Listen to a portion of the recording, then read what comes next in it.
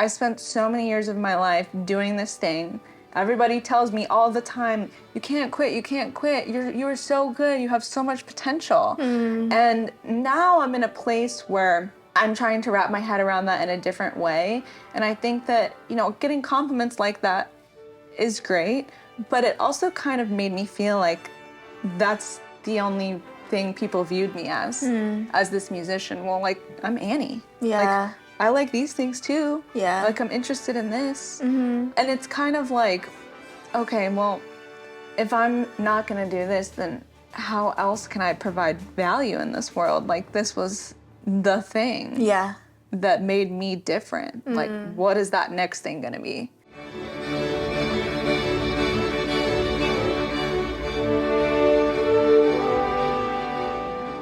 Hello, and welcome to the Orchestrating Your Career podcast. I'm your host, Rebekah for short, and I'm a clarinetist who studied at the Eastman School of Music, and then went to London to get my master's and PhD, both at the Guildhall School of Music and Drama.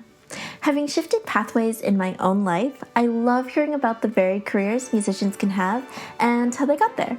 And that's precisely what we're exploring in this podcast. As I sit down with music graduates to chat about their unique musical journeys, hear their hard-earned wisdom, and learn about how they're orchestrating their own careers. For today's episode, I had the pleasure of chatting with Annie Trimber, a social media manager, content creator, photographer, and food stylist. Annie studied at Northwestern University, where she got a double major in flute performance and business and marketing.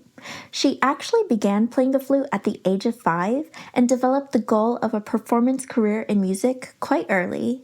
But that came to a screeching halt when she was diagnosed with debilitating tendinitis in her 3rd year at Northwestern. She had to take the fall semester of her final year off and figure out how to pivot to a new career after dedicating 15 years of her life to music.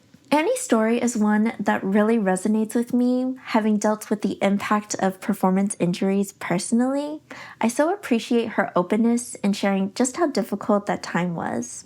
But it's also amazing to see how she was able to pull on her love for food and sustainability to forge a new pathway, filled with unique and rich experiences in the food blogging content creation space. It's also fascinating to hear how her musical background still comes into play in her current career. You're listening to Annie on the flute. Stay tuned to hear some more of her flute playing, as well as a couple of fun clips of her incredible foodie creations. And now let's get right into the interview. Hello, Annie, and welcome to the Orchestrating Your Career podcast. Thank you so much for coming on. Thank you for having me. I'm really excited for this interview because I think you have such an interesting and important story to share, and it's one that really resonates with me as well personally. So I think it'll be really valuable for listeners just to hear your story and your journey. We actually grew up in the same area together, doing a lot of the same musical activities before you went to go study flute performance at Northwestern University. And now you are doing all kinds of things. You have so many different hats on in your current career as a content creator, social media manager, food stylist, photographer. I feel like I could go on and on. Things, yeah. So many different things that you do now. I think it'll be really fascinating to hear how you went from flute performance to what you do now. But first, could you start off by just sharing how you got into classical music, how you ended up playing the flute, and what made you want to study music in particular more seriously as a potential career? So I started playing flute when I was 5 years old. Oh, very early. Very early. So in that sense, it kind of wasn't like something I decided to do. My mom was a flutist. She got her master's degree in performance at USC. And so she was like kind of in that scene. And so I tried out flute at age 5. And I started doing the Suzuki method. Which we could talk about later, but I feel like still benefits me to this day. I like kind of the philosophies behind that. But I started when I was 5, and I started taking lessons that young by the same woman who taught my mom. Wow. Yeah, who lived in this area as well. But I kind of always played, and in this area, most people don't start till 5th grade, like when band starts. But I was playing flute, and then in 4th grade we could join orchestra. So I did cello for a year. But then the next year I had to choose between cello and flute, and I chose flute. And then kind of just like the rest is history. I think that people saw potential in me as a young kid, and it was definitely something that was fun for me to do. It got a little bit more serious probably in 8th grade, 7th and 8th grade, when I remember I did like a solo with the band and things like that. Wow. And then in high school, just like immediately went into competition mode. I know that in this area, there's a lot of really great musicians, and district band, regional band, all of those things were super, super competitive. Yeah. You know, I always like did a bunch of auditions. I was always doing extracurricular activities. I was in 3 different orchestras outside of school in high school. God. But then when it came time for college, the thing that I had really kind of honed in on was music. And I had dreams of being, in an orchestra or a soloist. I pretty much started taking lessons from college professors around sophomore or junior year of high school. So early. Yeah, very early. Wow. I think because my mom did it too. She knew all the things to do, you know? And so, especially senior year of high school, I was traveling a ton for auditions. That year, I actually had an abbreviated schedule. Okay. I had like most people have like a job that they do, but for me, it was practice period. So every other day I was done with school at 9 a.m. Oh my God. So I would either be like practicing at school or leaving to go take lessons or things like that. I felt like I was kind of checked out of high school by senior year just because I was out and about so much. But I auditioned for a handful of schools and decided to go to Northwestern. I had a couple lessons with Kujala there. And I went. I mean, I was trying to decide between Northwestern and LSU. Okay. Because I had like a good scholarship to go there, but I really wanted to be like a small fish in a big pond. And so I decided to go to Northwestern. And it was, a really challenging but rewarding time. I think that I did a lot of really cool things, did a lot of really amazing performances. It definitely around like sophomore or junior year where the realization's like, is this what I want to do? Yeah. And if it isn't, like, what the heck am I going to do? Because this is all I have done. Yeah. So that's kind of my journey of like deciding to major in music. My mom, she suggested that I have another major besides music, so I got a business and marketing major as well. Oh my gosh. Okay. Got it. And I was like so resentful for that because I was like, no, I'm just being a musician. Like I'm going to conservatory, like whatever. But in retrospect, I'm really glad that she kind of pushed me to do that, especially based off of where I am now. But yeah, and then at some point we'll talk about my injury, which led me here, but that's kind of how I got to that point, and really just kind of took the many, many years of practice and auditions and things here and channeled it into going to a great school that I liked going to. Yeah. Had you considered going to music conservatoires versus a university? Was your mother's influence of like getting a double major part of that decision process? How did that work? I auditioned for Rice. Okay. I really wanted to go to Rice so badly. But I'm sure like in this industry, some of it is just like bad luck. Like there was only one slot open for for undergrad and master's degrees at Rice that 1 year. And so, I think in situations like that, a lot of times the teacher already they already know who they want. Yeah. The same thing happened to me, not that USC is a conservatory, but like he only had a couple spots and he had been teaching some students that had been auditioning and he went with them, So I feel like that was a really hard lesson to learn when you're younger, because I feel like you're told like, okay, if you practice and you are the best person that day, then you get the thing. But this industry is very heavy on relationships. And so like as a kid, that's a hard lesson to learn. Like, even if I do everything, the result might not be what I want. Yeah. Yeah. And I think also the fact, like, it sounds like you were super proactive even from the beginning, and I think the fact that your mother knew a lot of this going in because she had gone through it herself. Yeah. So you were taking lessons with people even way before I think most students in high school think to even do that. And even then, you know, how can you compete with someone who's living in the same city as a teacher and, you know, studying with them more? And there's a lot of different factors, I think, that go in, and it's yeah, hard. and then even with like with professional auditions, like I started taking professional auditions sophomore year of college. Wow. Which was terrifying. But I kind of was just like, let's just get started on this. Yeah. Like, no, very rarely do people win their first audition. Might as well learn how this process works. And I don't think people realize that like performing is so different than auditioning. And just the kind of like mental preparation that goes into it even. Yeah. It was a lot of pressure. Like I think if I could choose one word to describe my music career, was pressure, you know?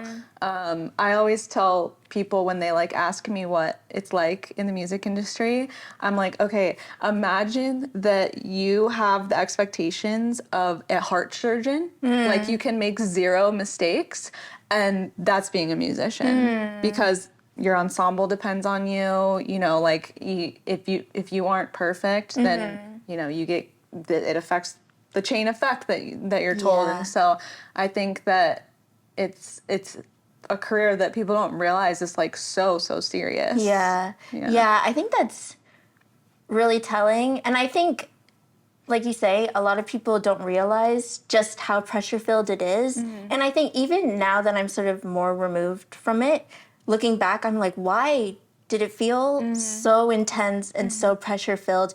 Because shouldn't making music be really fun and really enjoyable? And I think also just looking maybe more at pop music culture or like going to concerts of artists that you love, and it feels so joyful and it feels like they can do nothing wrong on stage. Even if they mess up, sometimes it's fine and that kind of thing. And it's like, oh, why did I not feel that as a musician? Right. It felt like if I made a mistake, it was the end of the world. Yeah, or it was almost like you couldn't really unlock the fun part until you put in X amount of hours with the practice to the point where whatever you were doing felt like second nature, so you didn't have to think about it, and then you could have fun. Yeah. But that's like, you know, hours and hours going into that. Yeah. Yeah. I always used to be envious of the jazz band. Like I played in the jazz band a couple times, and like I was like, these so people free. are so happy and free. Like they're 45 minutes behind schedule, but everyone's just loving it. And me and my other like flutists, like we're classical. Like, no, we have a bunch of things after this. Like I cannot believe they're 45 minutes late, and they just didn't care. They're just having a great time. Yeah.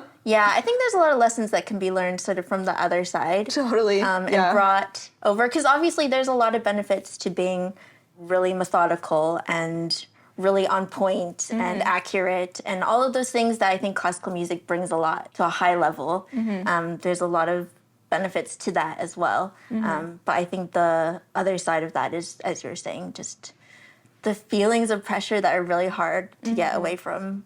Yeah, I mean, by sophomore or junior year, and I'm super open about this, and I like always was even at the time, but like kind of got to a point where I couldn't really perform without beta blockers. And you know, I was open about it at the time because it was something that people did not talk about. It was like something shameful. But you know, I encouraged it as an option for people who, because for me, like I would get so nervous I physically would shake. Obviously, like with the flute especially, like there's no place to hold, like it has to stay there. So it's like very debilitating to everything when you're shaking like that.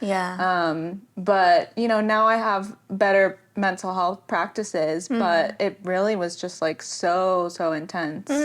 That's so interesting that even that sort of young, I suppose, even at the beginning of your undergraduate experience, you were thinking and talking about that? Because I felt at that time for me, it just wasn't even discussed. I felt like I sort of heard murmurings about it in professional settings, but I never really encountered it or saw it. And I think, like you're saying, it wasn't talked about. In my interview with David Young, he also talked about beta blockers, and I was really grateful that he brought it up because he was saying it's something in the industry that just really isn't talked There's like about. a stigma about it. And I think some people think it's cheating, but I really saw it as like just allowing my actual abilities to shine. Yeah. You know, some people can't control their mental state as well as others, and that doesn't mean that they aren't worthy of that. That's just everybody's different. Yeah.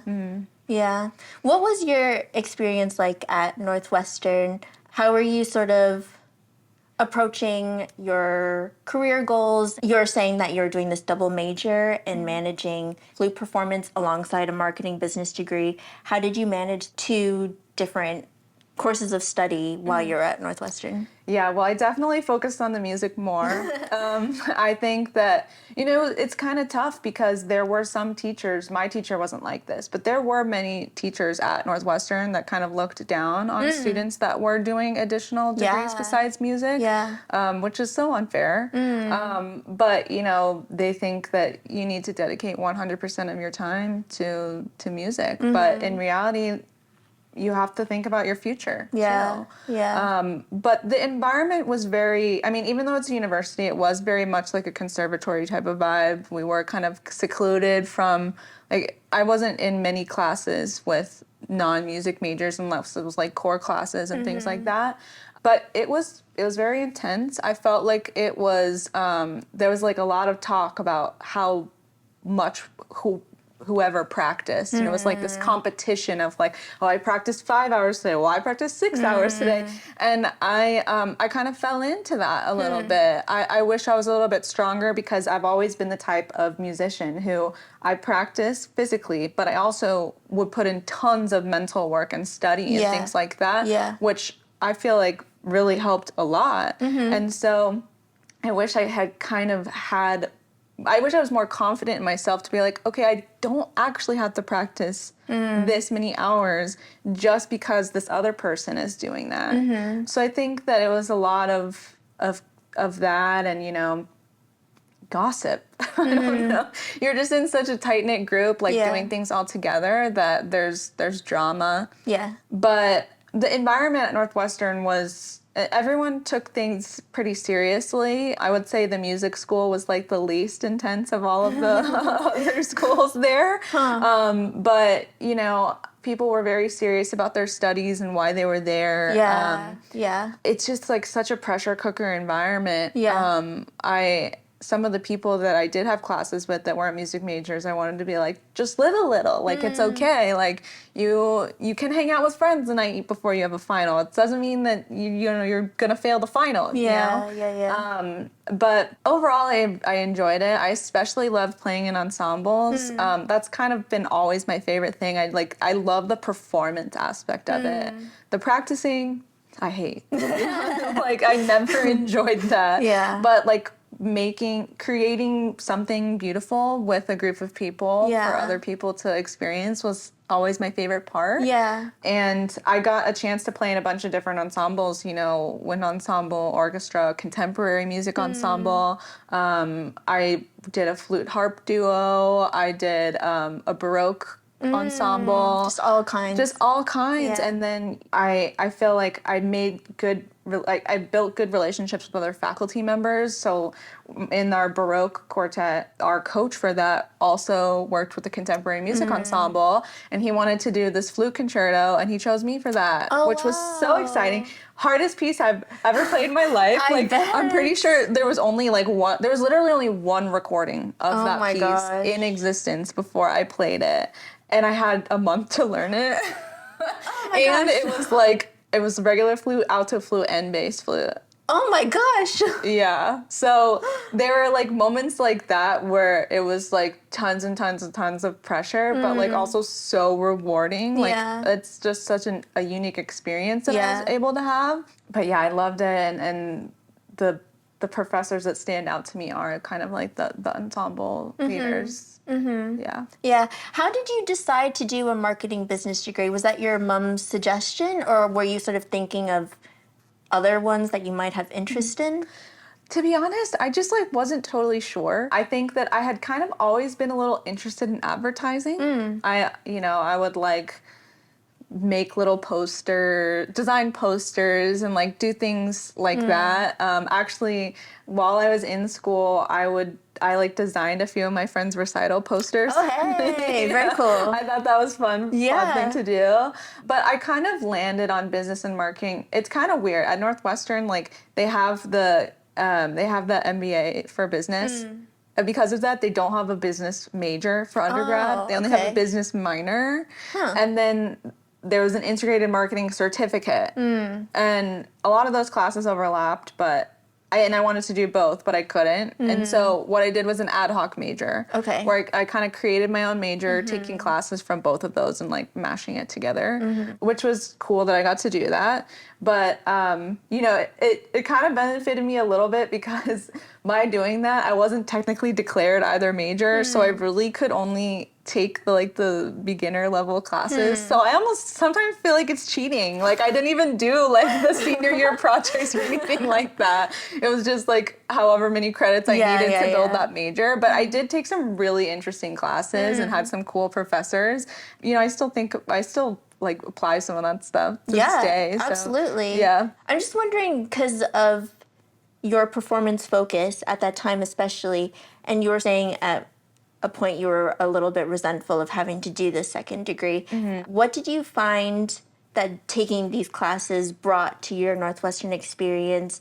Was it taking you away from that pressure-filled situation of the music school? And I think so. And it kind of, it exposed me to a whole different group of people.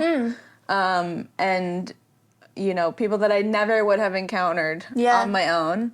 I took like a leadership class and it was like all athletes. And that was like the only class, I mean, it was just interesting talking with those people. Like their experience was so different than mine.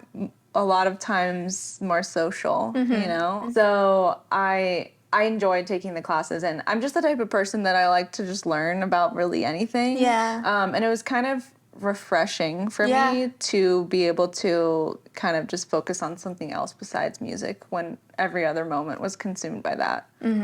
So now I'm wondering, could you share some about how this injury started that began to sort of pivot your career and your musical journey? Had you experienced performance injuries before, and then how did that happen?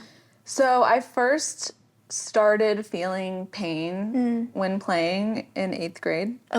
I was like preparing for, you know, my solo with the band, Carnival of Venice. Everybody does that, I feel like. It's a classic.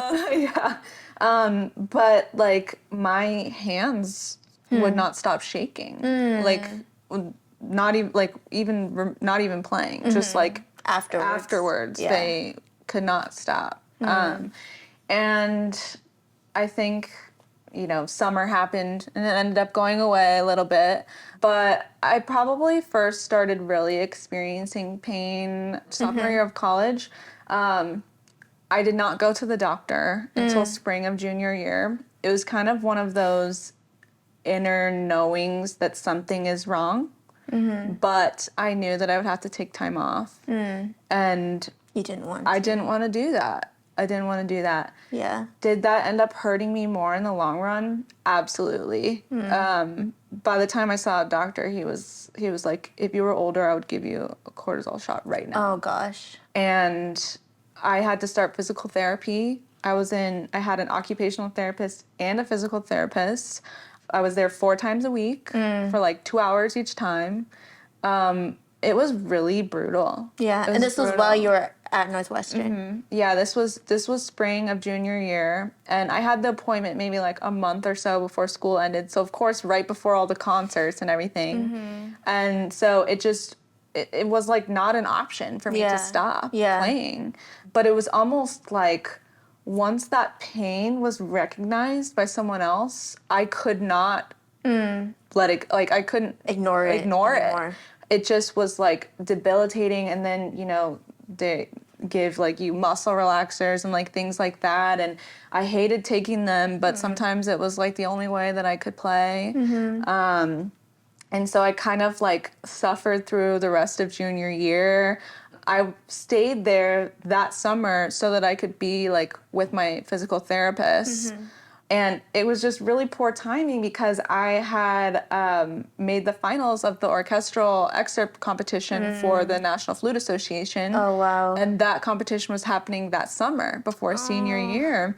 And, you know, for a while, my therapists were like, okay, we'll do the therapy and you'll do these exercises and you'll keep playing. Yeah. But then it got to a point that summer where she's like, you have to stop. Like, you cannot play. And so I couldn't pick up my instrument until 2 weeks before this competition. Oh my gosh.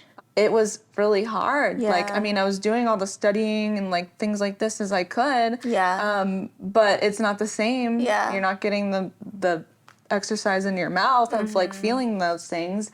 And so when I did start playing for those 2 weeks, I was just miserable. And then I did the competition and I got third place, you know, which is, yeah, I mean, for the circumstances, for sure. Yeah. But not what you were hoping. not what I was hoping. And at those conferences, there's tons and tons of teachers and things like that. And kind of had many people come up to me and like talk to me about my playing. And then I would share that I was going through this and their, you know, sympathy and impressed with what I could do, which was good. But after that, like my doctors were like, you just have to take time off. And so my fall of my freshman year, I had done everything to prepare, similar to when I was in high school. I took some summer classes so that I could have fall of senior to audition for college. I did the same thing in college, and I took summer classes so that I could have a freer schedule to do all the travel for grad school auditions fall of senior year. I had to take fall of senior year off. And it was really poor timing because we got a new teacher senior year. And so coming in and me not being able to play, it was tough having a new teacher that didn't really understand what I was capable of. Yes. And only could see what was happening at that time. Yeah. So I could not play at all. And I just barely was able to graduate because I had kind of front-loaded some of these things. But at that time, I was like, well, kind of an identity crisis. Because it's like, I've been doing this for like 15 years of my life at this point. What else can I even do? I had always kind of enjoyed cooking. And, you know, when I had my first apartments, my roommates and I would always cook. And there was a food publication called Spoon University starting on campus my senior year. Oh, okay. So Spoon, even though it's like national now, it started at Northwestern, and the girls that started it were my year.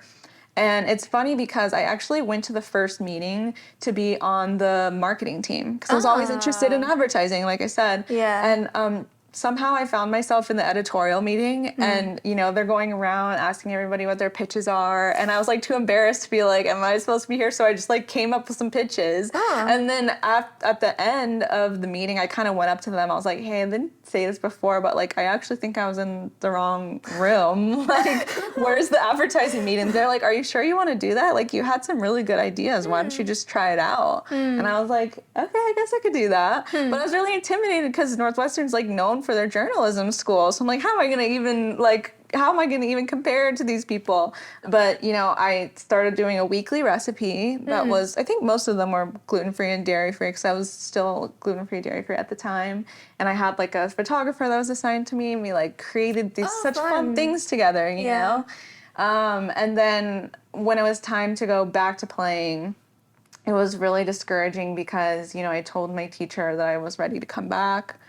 And he was like, well, why don't you just join the non-major orchestra? And I'm like, what are you talking about? You don't even know me. Like, I've done concertos, I've done solos, I've done competitions, I've done all of these things, and you are refusing to see me for like what I have done. And it was kind of the most frustrating experience because, of course, when you take time off, like when you come back, you're not at the same level. You may never be at the same level, or it takes a lot of work to be at that level. And I had to kind of alleviate a lot of the pain that I was having, kind of adopt a whole new position when playing, which changes so much. Yeah. So it was a really, really difficult time of like not really knowing what to do with myself. But the food stuff, it took off, you know, like senior year, I would like make food for a bunch of my friends' recitals. Like I would, my trombone friends were on like a softball league, and I would be like, I was like their snack girl. I would just like always making like yummy things for them. I had a couple of guy friends that would like pay me $20 a week to make them hummus, which I'm sure if you've made hummus, you know it costs like $2 to make. Great deal. Yeah, so like I ended up doing more and more of that, and then once I graduated, I started my own blog, and started doing my own photos, and some of those early ones are so cringy, just, you know, how I took them, but we all start somewhere. Yeah. And then, well, I guess prior to that point, I kind of forget about this, which is like so awful to say, like it just kind of tells you the whole blur of what senior year was like. But spring of senior year, I actually interned with Food Network in Chicago. Oh, wow. Yeah, so they have like, it's their advertising offices in Chicago. And you know, I was just doing basic things, but I got to like help plan an event that Alex Guarnaschelli was at, and cool. like I was fangirling over that. Yeah. And, I got that opportunity because of the work that I was doing at Spoon. And so I felt really cool, like taking the L into the city, like for my internship with Food Network, and it was really fun, and it kind of took my mind off of like the sort of inner turmoil that was going on about all of this. Yeah. But yeah, so after I graduated, started my blog, started doing recipes, kept at it, and then I started like freelance writing for a couple of food publications. I wrote for Taste Made. Back in the day when people were on Snapchat, I wrote content for their Snapchat Discover page, for Food Beast, and then another publication called No Bread that did gluten-free reviews. And I felt a lot of joy from that. I felt like excited about that, especially because I feel like I became gluten-free like before it was really like trendy. Yeah. And back then there was nothing good So you were that really you could buy. filling a need. Yeah, I felt like I was really providing utility and fitting a need, and it felt good, kind of people telling me that they couldn't have these things, and then trying my recipes and loving them. Yeah, Like that made me feel really warm and fuzzy. So, and then from there it just kind of took off. I started working full time for a publication called Food Beast in California that I was freelancing for. I became their branded content producer, so I was in charge of like all of their paid content. And that's when I really kind of learned a little bit more about the industry, and also about video production. And you know, all of the organization it takes to get the team together to like create what we need that meets the client's needs, and all of those things like that. And had some amazing experiences. Like I got to go to Coachella twice for work. Gosh. Yeah, just like crazy. The life of social media. I know, right? Like, and I got to go because I was covering the food there, or I was like talking with clients that were there. That job just really opened my eyes to so many things. It was definitely one of those like startup culture, like towards the end got real toxic because everyone's like the same age and no one has any training.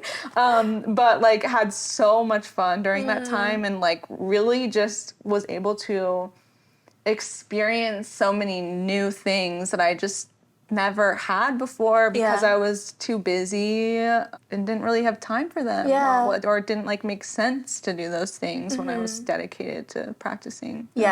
It's so fascinating, and I really appreciate you opening up about your injury and the impact of it, because I think performance injuries are so prevalent in the music industry and in the field, because how can they not be? I mean, you're doing something so intensely for so long. But I do feel like it's not something very much discussed or talked about, and I think the impact of it can be massive. It can completely change your whole career, and in those moments, because I've had a similar pathway, and it feels so alone, and so like no one can understand what I'm going through, because everyone, like you see all your peers around you, all the other students, and they're practicing all the time, and they're going towards this professional goal that we had also been sort of going towards, and then it feels like like you were saying, what am I doing? And so I think it's really important that it's talked about more. I really appreciate you sharing about it. Of course. I feel like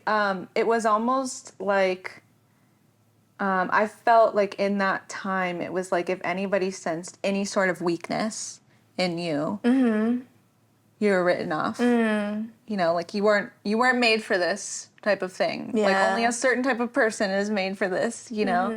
I just don't really think that anybody thought about mental health back then. Yeah. Like there are a few people that I went to college with that are really starting to open up about it now after, you know, becoming adults and like realizing that we're in this industry that doesn't really talk about that. And even professional musicians like Elizabeth Rowe of formerly of the Boston Symphony, and like I had a lesson with her once. I was like so intimidating because she's just like so powerful, you know, like, and when you're young and you like see that like intelligent, powerful woman, like we don't know that really, you know, but just the way that people are opening up on that subject now, it means a lot, and it makes me hopeful for like the next generation of musicians, because I think that, I mean, it was definitely worse before our time. I mean, there's like totally stories about conductors like flying off the handle or like musicians just having tempers or things like that, and like it was allowed back then. But I do think that in general as a society we are getting better at talking about those things. Music is still just a little bit behind the curve. Yeah. Just thinking back on your senior year and when you had to take this semester off and you were grappling with this injury, and in that moment of just deciding what could come next for me if music is not that, could you just share some of that thought process in that time? I know for me, I similarly in my sophomore year began really dealing with a lot of jaw pain. Yeah. And that's why I have braces now, because I'm still ongoing dealing with that. And that really shifted my aspirations of a performance pathway in clarinet. And I remember I was seeing all these doctors, dentists, orthodontists, and I remember a moment where they asked me, can you switch instruments? And I was like, oh my gosh. It doesn't even think really about what you're work asking, like that. Yeah. At this point, no. But I think that question at that time in my sophomore year at Eastman really stuck with me. It puts things in perspective, Yeah. right? Because any other normal person would be like, why don't you stop doing this thing? Yeah. But like when you're in that industry, it's almost like you don't even think of it as an option. Yeah. But like, I'm not gonna lie to you, like that time was very, very dark for me. It was like a total like identity crisis. Yeah. Like, do I love this enough to put in the work that I know is going to be necessary just to be like remotely on the same level as I was before? Is this something that's serving me? Is this a sign from my body that this is not the right thing for me? Which is like such a foreign concept to like a 19-year-old, right? Like we don't think about what our body says to us at that age. It was rough. I had no idea how to cope with it. I was, you know, like partying and like just trying to take my mind off of it and like really not being mentally healthy. And there was also a lot of like shame about it too. Like, what did I do? And, you know, in reality, like I loved doing the Suzuki method. Like I love all the philosophy behind it. The only thing that wasn't great is that they have everyone play in the same position. And the same, you get into that position taking a step the same way, everybody. But in reality, everybody's body's different. Yeah. Like I have the short arms and the short torso and like things like that. And so the position that I was taught to play in from a young age ended up kind of being my downfall almost. And then also, you know, like I don't think we think about stretching and like all of those things before like playing a concert. We don't think about that at that age, but like you're working muscles. And so it was a time where I felt very alone. I had like falling out with friends, kind of just like senior year, just like honestly tanked. It was graduating was like a very low point of time. And it's still like hard to think about to this day. It still affects me, you know, because it's like I spent so many years of my life doing this thing everybody tells me all the time, you can't quit, you can't quit. You are so good. You have so much potential. And now I'm in a place where I'm trying to wrap my head around that in a different way. And I think that, getting compliments like that is great, but it also kind of made me feel like that's the only thing people viewed me as this musician. Well, like, I'm Annie. Yeah. Like, I like these things too. Yeah. Like, I'm interested in this. And it was like hard for everybody. My parents, like, in this area doing all these things, they spent so much money on me to have these opportunities. And so there was just like so much shame and guilt and like, I don't know if I can do this. Yeah. But I was really lucky that I had parents that told me that they believed that I could do whatever I put my mind to. Not everybody has that. Yeah. And so I'm very lucky for that. But it really was just kind of a case, especially with like the teacher who just, and that was a little bit frustrating too, because I actually played in his audition masterclass and I was in student government and I pushed for him to get the job.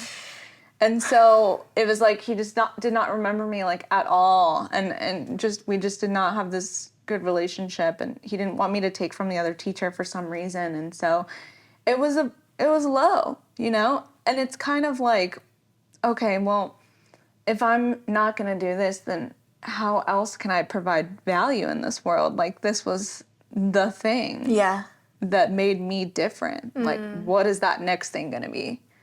And so, I mean, I started therapy, I think, senior year of college, and that was so necessary. But it was tough. I mean, it's definitely a situation where you want to be able to lean on family and friends and things like that. I appreciate everything that you're saying. And I think also just from what you were saying before and hearing about your journey into this food space and how that all started, and I think how special and amazing that you were able to find that new pathway out of just the darkness and the hard situation that you were in. So that was during your senior year at Northwestern that you were finding this other interest and this other spark of something new that could happen. It was totally one of those moments of like, now that I look back on it, it was meant to happen. In retrospect, like, I liked performing, but I just don't think that I loved it enough to be at the level that was required. And it was almost like a gift in a weird way because it forced me to try something else. I don't know, like, if I had gone to grad school, I still would have gotten tendinitis. And I truly believe in timing and divine intervention and things like that. And it was the perfect time for something like that to appear. It gave me like a purpose that I didn't realize that I had. I think that like if I had any piece of advice for like musicians of that age is just to like have your goals but still be open-minded. Like, you are doing something that is dependent on the health of your body, which is not something that is consistent or guaranteed. Yeah. I also think like I hope that the mindset of teachers changes a little bit too, that they are open to people doing a bunch of different things, because I truly find that a lot of the people that are really like smart and passionate, like, they want to have a wide array of activities. It stimulates their brain and like allows them to try something new. Like, it's not a bad thing to be diverse. So I hope that people kind of adopt that mindset a little bit more. Absolutely. And I agree. I hope that teachers become more open to that, faculty at especially high-level training places, because I think historically there's been such a tradition of focusing on one thing very intensely. And there's a lot of benefit that comes from that. That can be the way that you can make it to the top. But there's also a lot of benefits from variety and diversity and exploring different areas of life and interests. And it's really cool to hear you talk about just the experiences that this new pathway has brought to your life that you never would have expected. And on a traditional musical pathway that you were going down, would not have even been imaginable. Could you talk some now about your experience in social media, in food, content creation, a little bit more about specifics of how you got into that space, and maybe how your experiences in music and Northwestern and training played into that? Well, I mean, I think that the dedication it takes for practicing for a musician is a skill that can be applied to anything. Yeah. Also, things like memorization can be applied to other things. So I started my blog after I graduated, and then in 2015 or 2016, I started freelance writing for the few food publications, and then I moved to California. I visited one of my former Chicago roommates in like March of 2016.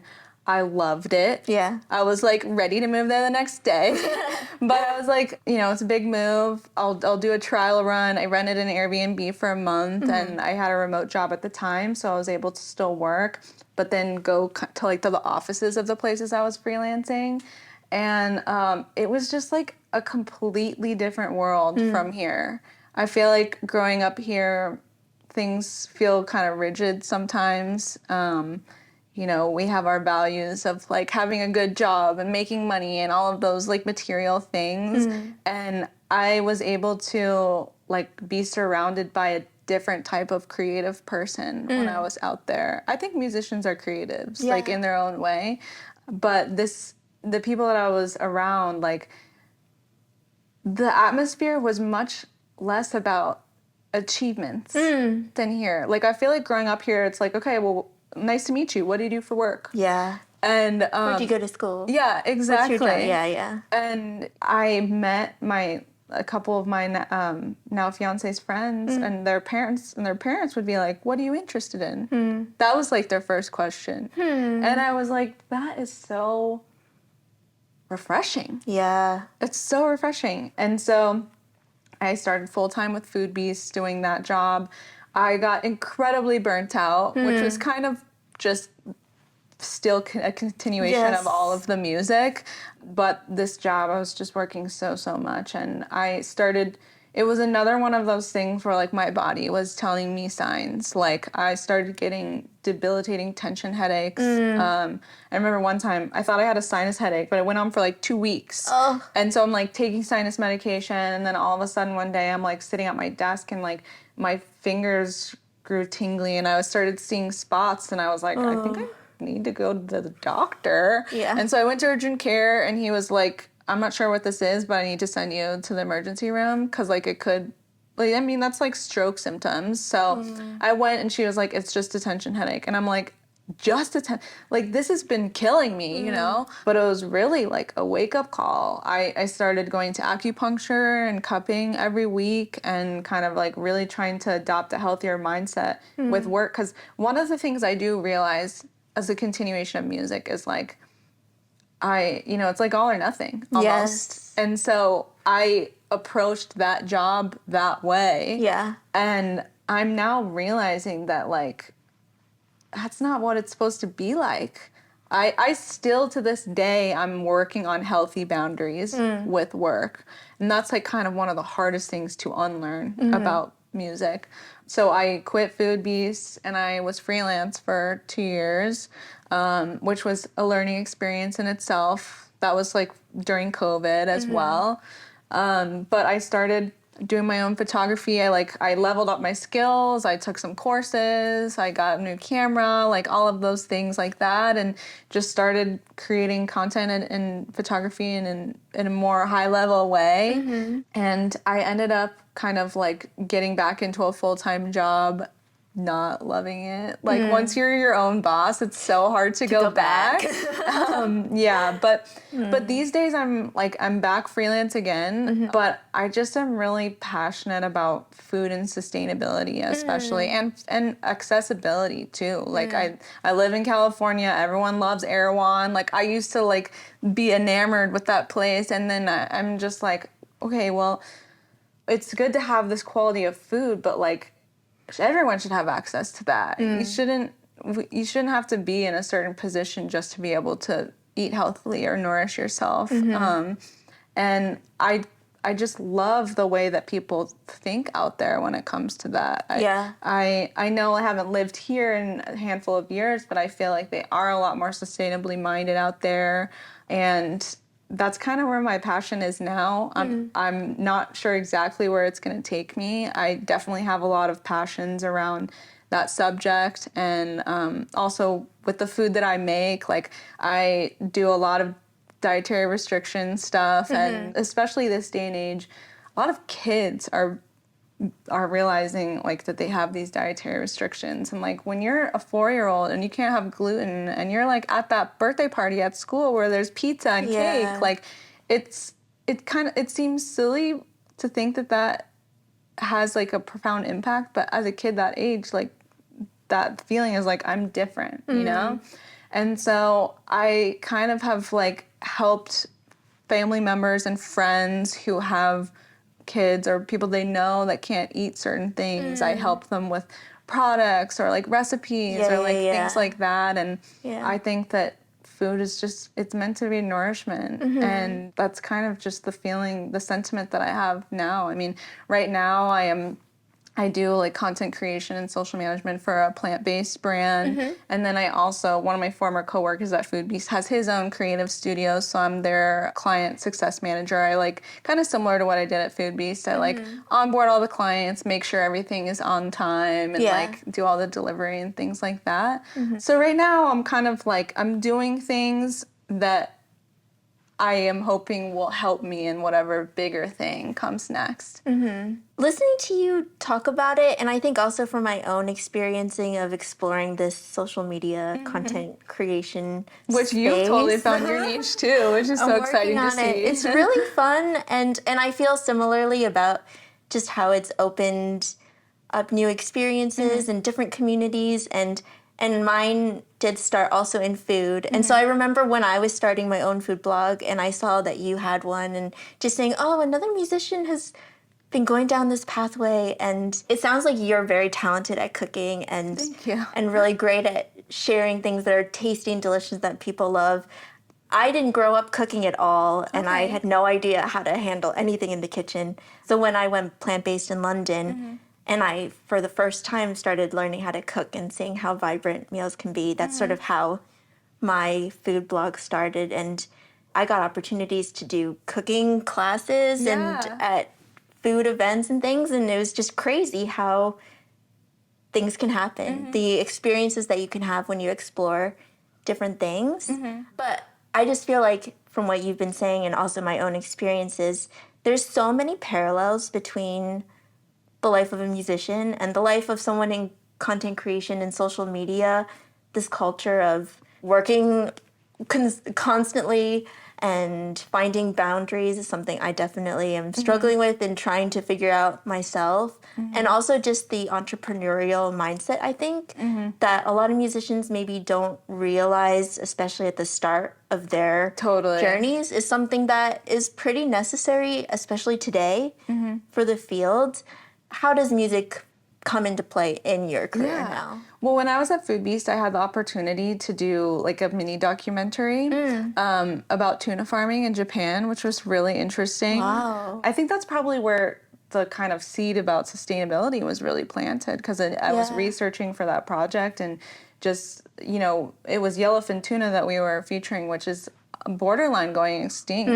And kind of just like, that was the first time where I really started thinking about my relationship with our planet. Doing that documentary and like being on camera was like, definitely I just went right back into like performance mode, like stage presence and like all of those things. And even like the things that I was saying, like being able to just memorize them in like a minute, you know, like from constantly doing that with music. That was something that I remember when I did that project, my coworkers were like, how are you doing that? like, well, why is this so easy for you? And I'm like, I've been doing this my whole life, basically. But I also think that, you know, like the work ethic is something, especially being freelance, like I think what sets freelancers apart is meeting deadlines and like understanding like, and even setting those deadlines, right? Like understanding like how much work needs to go into something in order to get it to the level that it needs to be. That's totally like my experience practicing and like taking on a new piece and like seeing what scales were involved or things like that, and like knowing how many hours it would probably take me to master that. I think that's something that definitely applies to what I'm doing now. And the camera stuff, I think it's actually kind of, I feel like it's kind of silly, but like when I'm editing a video, like I truly think about tempo. Yes. I do. Like and Yeah. I'm like, okay, well, like the cadence of cuts and things like that, like we as musicians know like what feels like normal or familiar tempo wise. And I think that the way that video editing is now, like it's kind of almost like playing a phrase. It's like, how many different ways could I edit this to have it sound different or elicit something different? And I think that is my experience with music, like helping with that. Yeah, that's really cool. I found that as well when I'm editing videos. I feel so conscious, even when I'm watching videos, even when I'm scrolling through social media, everyone's putting music either in the background or editing things to music. And I think, especially as musicians, I'm sure we're more conscious of it, but I feel like to an extent everyone can feel it when a video matches the music and when it matches the tone of the music and the phrase of the music. And I feel like when I'm putting together something, that's something that I can bring, like you're saying, to that. And even if someone doesn't consciously realize, oh, the downbeat is falling when this change is happening in the video, or something's being dropped or anything like that, that I do feel like it is still sensed. Yeah. Even if they don't realize it. No, totally. And then as far as like editing the video, like the order in which I do the things. Yeah. I think that is from practicing too. First I'm gonna edit the clips, and then I'm gonna put the clips in, and then I'm gonna like that whole process of really streamlining something and like a workflow. I feel like it's definitely my experience in music helping with that. Yeah. The other thing I wanted to ask you, because you've had this history of dealing with injury and having to push through that and go through physical therapy and all of these things and trying to be a more healthier person in your body, how have you been dealing with that in your current career? Because you were saying you've had to deal with tendonitis and stuff as well, even in this new phase. And I feel like that's something everyone can relate to because we are all on our computers all the time. Yeah. I feel like when I'm editing stuff and my hands hurt and my wrists hurt, or if I'm doing photography and I bent over something and my back is killing me, do you have tips and advice for how you've been dealing with that? Because I feel like you're probably even more aware of it than other people are because of your history. Totally. And I do find that certain things do aggravate it. Definitely a lot of typing. If things aren't at the right height, then it's over for my forearms. Like it just goes right back to that place. With the camera, like the way that I hold it, like really affects my shoulder. But you know, I do a good amount of yoga. Like it's kind of funny because I first tried yoga when I was in college, and I thought it was like the most ridiculous thing ever. Like I was like, I hate this. Why do people do this? Like this isn't benefiting me. And then like, I think I really got back into it like when I lived in DC, so probably like 2015, and I realized, wait, like this is just about the mental as it is the physical. Yeah. And when it does come to the physical, like I didn't really gain a true awareness of my body till I started doing yoga. The things in class like can cancel out some of the hunching and things like that. But I do that, and then, you know, I try to stretch more. Like, we play golf, and I'm that person with I have, like, my forearm braces and, like, all of those things, and I always stretch beforehand. I feel like I look so lame, but, like, it's kind of just something that you have to do, like, for yourself. These days, I don't play flute much. I still, like, before I moved to California, I was in kind of like a wind ensemble around here. But then when I moved to California, there's like no shortage of flute players. And I feel like even those types of groups, a lot of the people that wanted to be in the professional scene were doing that. And that's not what I was doing. So I was kind of like, I don't want to take someone's spot. But what I have been doing is taking voice lessons. which is so fun. I love that. Because I used to sing in high school and I was like in theater and musicals and things like that. But last year I started taking voice lessons because like I wanted to do something musical, but flute still feels like a lot of pressure to me. Yeah. I have no idea how long it's going to take me to heal from that. It's Yeah. kind of like an ongoing journey. But with voice, it's like, such a good exercise of like being in my body and like body awareness, which is something I never had when I was younger.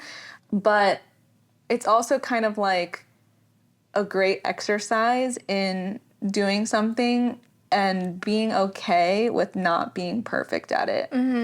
It's like I practice a little bit, but that's not my goal, is to like be a professional singer, you know?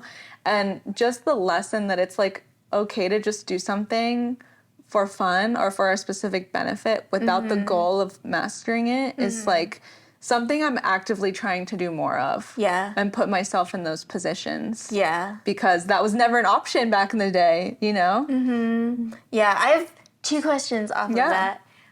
I love that you're taking voice lessons because I do feel as a musician, it's so important to be doing something musical. And I think I miss playing clarinet. I go to an orchestra concert and I'm like, oh, I loved that. And I miss that. Yeah. So I think, but I also understand it's really hard when you've had these experiences of going through a lot of pain and pressure and things to go back. So I think that's so cool. My dream is to learn the piano. Nice. Because I took piano proficiency at Eastman, but I'm not proficient in piano. I was not good at piano. And I think similarly, like, oh, it would be so fun just to play something for fun. Yeah. Just to exercise those musical skills. There was like a point in time a couple years ago where one of the girls that was in my class at Northwestern who played flute was in San Diego, and we would hang out. And she was teaching lessons and she was just like playing for fun. And I was like, how are you doing that? Yeah. Like, how are you playing for fun? And she was like, you know, this might sound weird, but I play on a student flute. I don't play on my fancy flute.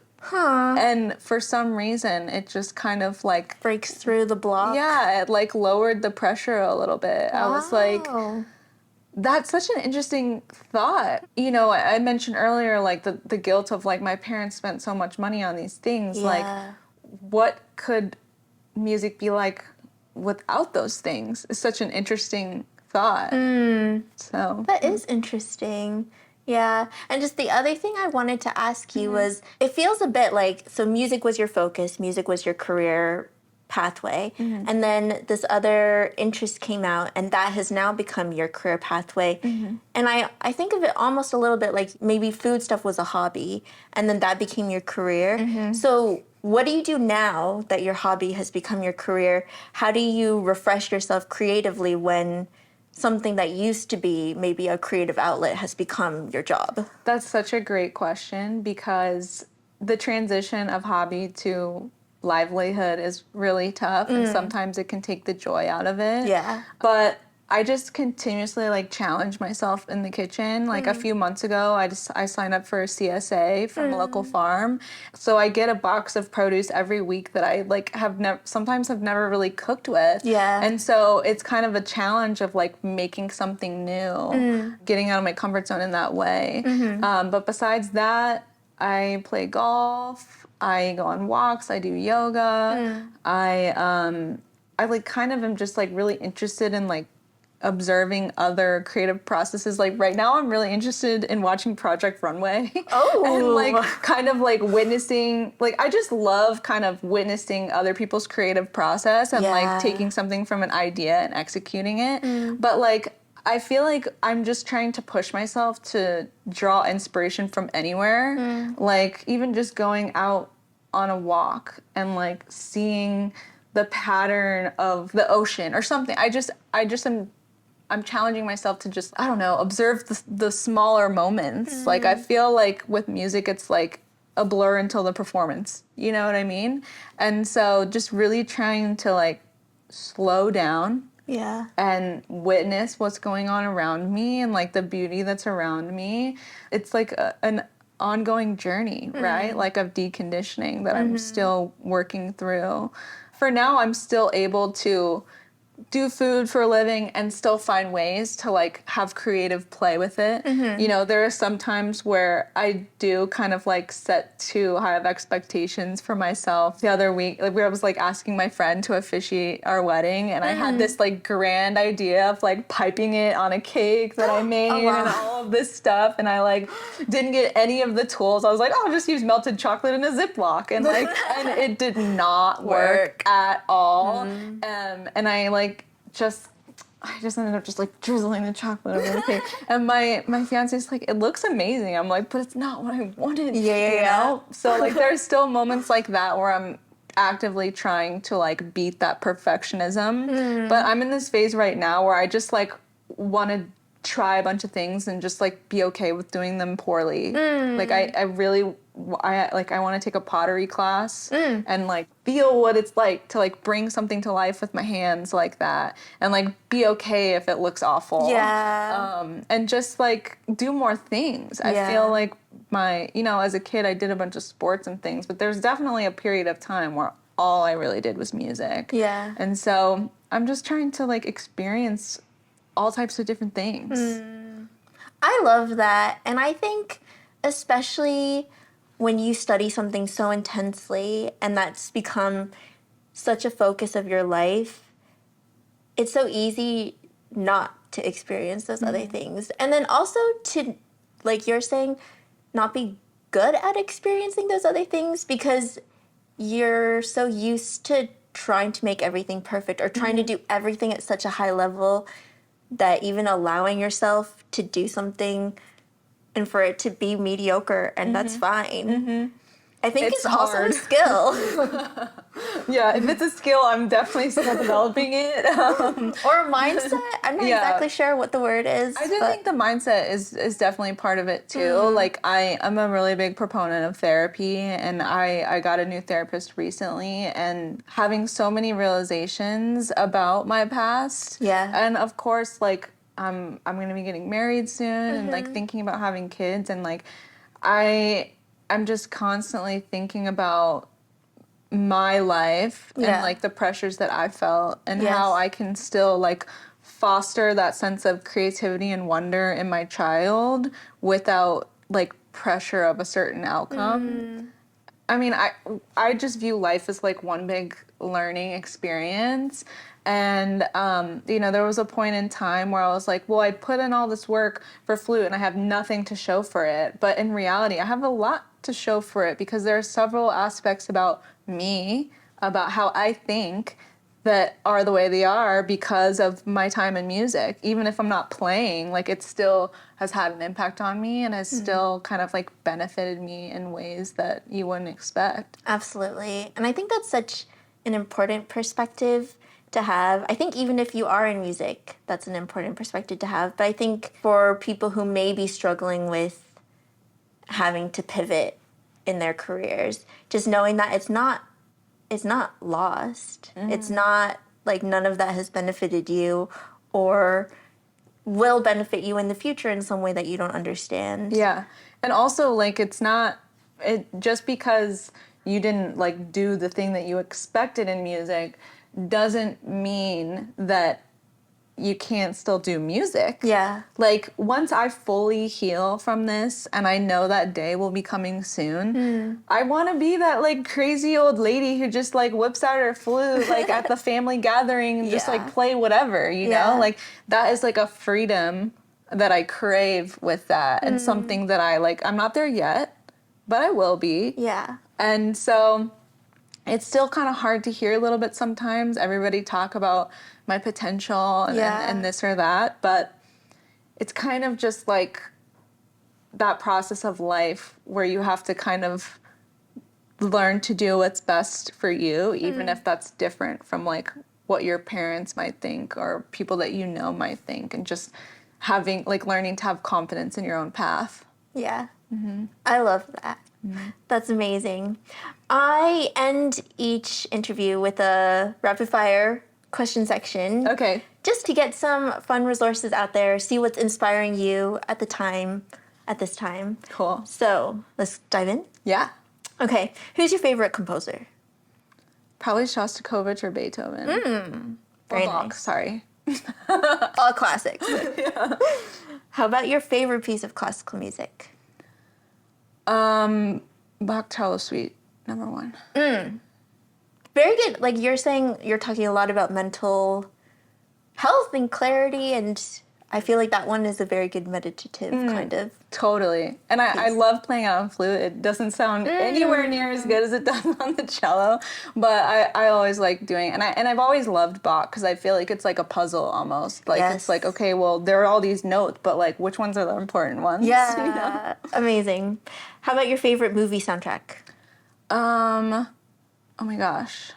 I mean, I guess I like the music in Saltburn recently. Oh, okay. But I mean, I love Star Wars for sure. Like the Princess Leia's theme is like one of the most epic flute solos. Like Yes. yeah, I put on an a movie music concert junior and senior year, and like we played Star Wars, and I got to play that part, and it was very special to me because it was like one of my last performances, like pretty much ever. But yeah, definitely Star Wars. That's amazing. How about as a foodie, what's your go-to lazy meal? Go-to lazy meal. I mean, for breakfast, probably just like a toastie, anything on toast. Okay. But I also just like putting an egg on leftovers, whatever it is. Just anything. Yeah, just anything. Sweet wise, like lately I've been like putting peanut butter in dates and like adding some chocolate chips. That's like a really good snack. Yes. But yeah. Amazing. I love the date peanut butter combo. It's so good. It's so good. And then like if you melt the chocolate and you like do that and you like a set them, Snickers. it really is. It's so good. Yeah. If you haven't tried it, go try it. What is a book that you keep coming back to? So either you keep coming back to read it or it's just really stuck with you. Probably one of my favorite books of all time is The Goldfinch by Donna Tartt. They came out with a movie of it, but I haven't watched it because I'm kind of one of those book purists. I get very nervous to see a movie of a book that I love. But there was just something about her writing and that story that really just captured me. And I ended up reading like some of her earlier books before that as well. And it's totally like, it was fun to just like witness her journey to that like incredible book. Yeah. How about a musician you really admire and why? Right, I go through phases, right? Course. Like I go through phases of just like listening to music nonstop. Right now, I'm into Labyrinth. I find myself when it comes, especially like electronic music, like I really love the musicians that like make it sound like a symphony. Like the sound is really lush and like you can just be in your car and like feel surrounded by the sound. But another thing about him, he does this soundtrack for Euphoria in addition to his own albums, and I feel like I really respect musicians that also like Taylor Swift who like writing music is just like a second language to them. Like it just comes so easily to them. Yes. And I like as a musician, I just really appreciate that. Yeah, I think I'm a huge Taylor Swift fan, as you know. So I appreciate you mentioning her for this. But I do agree. There's something about some artists where it just flows out of them, and you can just feel it. You can just tell this is how they're processing their life, and that helps me in turn process my life. Yeah. Because somehow they're able to take these words and put them together in a way that speaks to me, even though I wouldn't have even thought of it myself. Totally. So. I'm also into Queen Herby these days. Oh, okay. And just like the lyrics in her music are very like empowering and almost kind of like affirmations, you know, if you sing along to them. So I'm really just about music that like that makes me feel a certain way, you know? What is a social media account that you follow that brings you a lot of inspiration and joy? So there's this one account, her handle is Ari Lauren, and she talks a lot about like sustainable swaps, and she also does kind of like skits about sustainability that are really creative. But I'm just really into people on social media who are like educating people on this subject and just providing inspiration and guidance on, I mean, they tell you to like not use plastic straws, like that's gonna like solve the whole thing. But like in reality, there's a bunch of other things that you can do that people don't really know about. So that's why I like her. Cool. What would you say, especially as a content creator, I'm really curious what your answer is, what would you say the most useful app on your phone is? Maybe Adobe Rush. Oh. I like doing, I edit most of my stuff in Adobe. Unless I need to add titles, and then I'll do CapCut. But probably that, or just like my camera app. I don't know. Yeah. But I'm also just like kind of not related to content creation. I'm really into Reddit these days. Oh. I feel like, because like I'm in social media, right? But I do kind of still struggle with the whole like curation aspect and how you never know like what you're seeing is real. I do feel like Reddit is very authentic. And I also just, get fed like different random communities that are interesting, like radiology, where like they share all the weird stories that happen or weird things they see on x-rays, or like just like random things like that I don't know, I just like love learning about random things, or like watching like rug cleaning videos. Those are actually fascinating. Dude, those, and then the hydraulic press videos. Oh, yeah. I could watch them all day. I don't understand. I don't know who had the idea to start making these, but yeah, once one starts, I am hooked. Yeah, I know. Same. And finally, if there was one resource that you would recommend, so a book, podcast, movie, song, anything that you feel would be really beneficial for someone to check out, what would it be? So I started reading this book called Range, and it kind of explores the idea about having a wide array of activities, and it kind of at the beginning it profiles Tiger Woods versus like Roger Federer, in the sense that Tiger Woods started like he's done literally only golf, versus Roger Federer did a bunch of different sports and then fell into tennis, and kind of just like it put a lot of things in perspective for me about music in general, because I think that, in the music industry, we have this idea of like, oh, the prodigies, or like they start so young and then they focus on that, they're the best. But like in reality, like that's not the trajectory for a lot of people. Like having a very varied lifestyle and then choosing something later in life sometimes makes that thing stick longer than if you started super young with it. So interesting. I'll have to read that. Yeah, I really liked it. Okay, cool. If there was a final piece of advice that you can offer to listeners just in their own musical journeys or their own journeys as people, what would you offer them? And if you could end with how people can connect with you, check out your food creations, and to see more of what you're doing. So I think my biggest piece of advice would be to be open to what your body is telling you. I think that we are kind of in an age where it's like, what do you think? But a lot of times I find my true core of like what I want and need by really reflecting inward and being like, how does this feel? And I think that it's like a very bold thing to trust your body more than to trust your mind, because of the way that we think about things. But just kind of like, if something doesn't feel right to you, being open to exploring that, because sometimes it's not a bad thing. It's just, it could be an opportunity for something else and you just don't know. So that would probably be my biggest advice. But in terms of getting in contact with me, you can follow me on Instagram at Annie Trimber or annietrimber.com. And yeah, I'm kind of just like chilling on Instagram these days. I create more content for others than for myself, but I'm still on there, and I do stories and things like that. Yeah. And it's always fun to see your food creations. They're so vibrant and Thank you. really fun. And I'm excited to see what comes for you as you're still exploring, for you to really finally conquer this injury and be more free in your playing. But I so appreciate you coming on and Absolutely sharing your story. I really think it's so valuable to hear experiences like yours and to just be able to gain the wisdom from your perspective that you've gained from coming out on the other side. And of course, you're still on your journey. But yeah, I've been really encouraged by what you've been sharing. Oh, I'm so glad. So, yeah. Thanks for having me. Thank you. Thanks for tuning into this episode of the Orchestrating Your Career podcast, and a big thank you to Annie for sharing her journey and her advice. If you enjoyed this video, give it a like and let me know your thoughts in the comments. Have you had to make any pivots in your own journey? The resources mentioned in this episode and where you can connect with Annie are all linked below. You can find the podcast on Spotify, Apple Podcasts, and other platforms, as well as get more frequent updates on Instagram.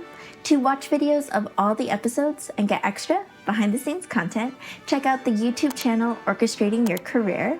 Subscribe so you don't miss anything. Share this episode with a musician or anyone else you think might be interested, and look out for new episodes on the 1st and 15th of every month.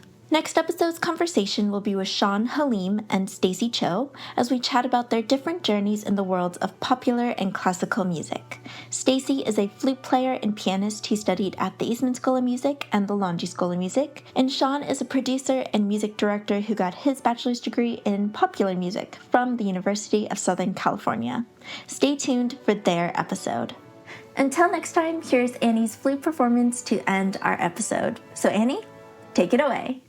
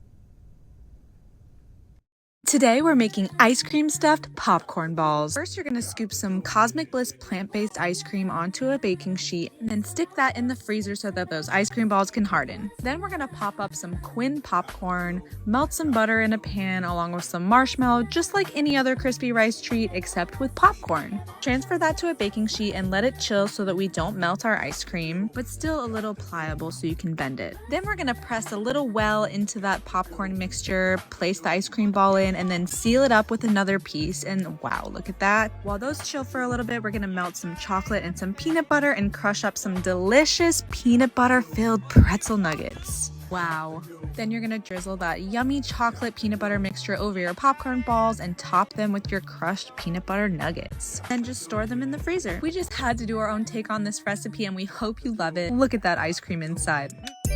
Let me teach you how to make this yummy lemon poppy seed bread. First things first is we're gonna make a little vegan buttermilk by adding lemon juice to coconut milk and letting that sit for about 10 minutes. Then we're gonna whisk in our eggs, lemon zest, avocado oil, a little bit of vanilla.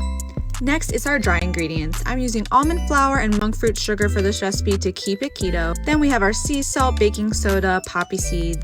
Whisk that up real nice, make sure there are no clumps or anything. Bake that in the oven until done, and then we're gonna make our glaze. If you want it a little sweeter, you can add some monk fruit sugar, but I think it tastes just delicious with coconut milk, coconut butter, and lemon juice. Then we're gonna put our glaze on our loaf. As you can see, I love a lot of it. Don't forget some more poppy seeds or a little bit of lemon zest if you want it extra pretty. Slice it all up and enjoy. This is definitely one of my favorites.